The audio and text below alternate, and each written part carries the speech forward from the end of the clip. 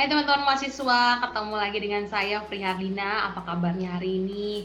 Kita sudah ada di topik yang paling terakhir dari Accounting for Asset. Sekarang kita akan sama-sama mempelajari tentang topik yang terakhir, topik 10, yaitu Accounting for Intangible Asset, yaitu bicara terkait impairment to intangible asset.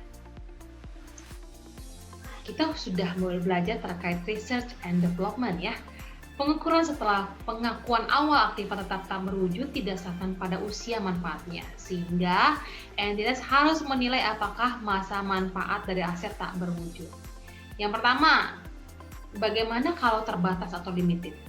Jika aktiva tetap tidak berwujud tersebut memiliki masa manfaat yang terbatas, maka entitas harus mengamortisasi sesuai dengan masa manfaatnya. Amortisasi dimulai ketika aset tersedia untuk digunakan. Metode harus menggambarkan pola konsumsi atas manfaat aset.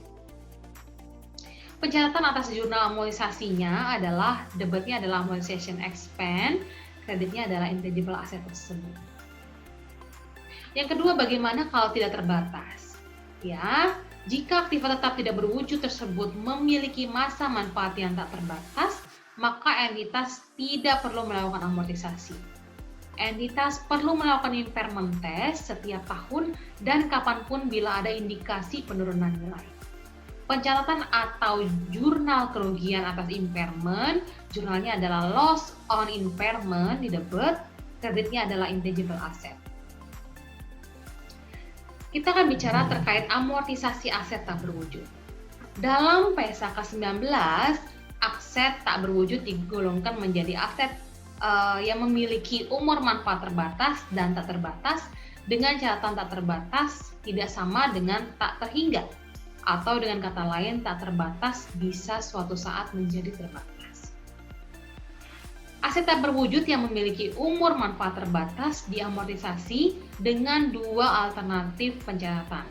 Alternatif yang pertama adalah beban amortisasi di debit atau aset lain ya. Kreditnya adalah akumulasi dari amortisasi.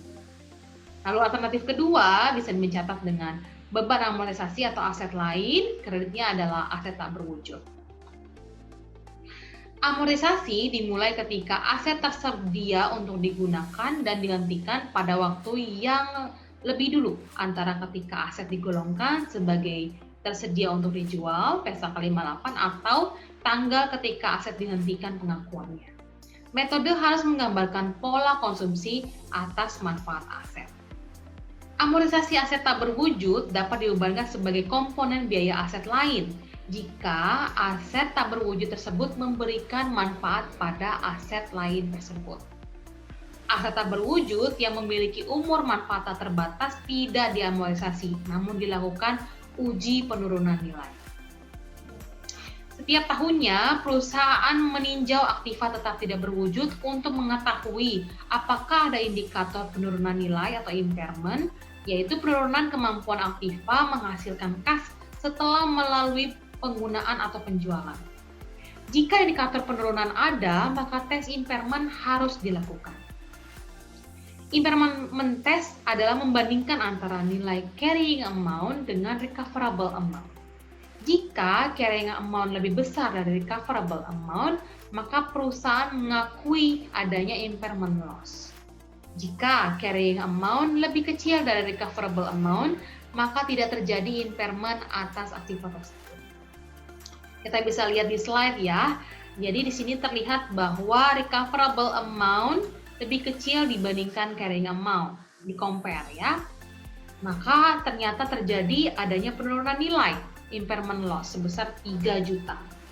Nah, jurnal untuk mencatat adanya impairment loss itu sendiri adalah loss on impairment pada paten. Nah, ini ada penghentian pengakuan aset tak berwujud. Aset tak berwujud dihentikan pengakuannya ketika dalam proses pelepasan atau ketika tidak terdapat lagi manfaat ekonomis masa depan yang diharapkan. Keuntungan atau kerugian diakui di laporan laba rugi. Ini ada contoh soal, ya, ada Barclay memperoleh nama dagang pada bulan Januari. Biaya hukum yang dikeluarkan untuk penanaman dagangnya sebesar $20.000. Perusahaan mengamortisasi nama dagangnya lebih dari 8 tahun.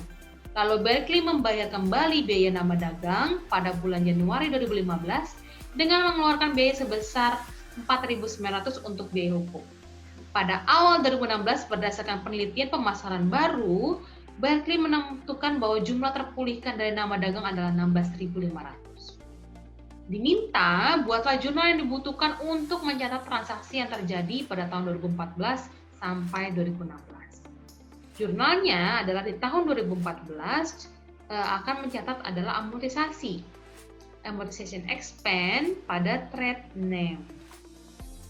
Sedangkan 2015 dia akan mencatat adalah amortization expense-nya adalah trade name, ya, di debit, di kreditnya juga trade name, ya.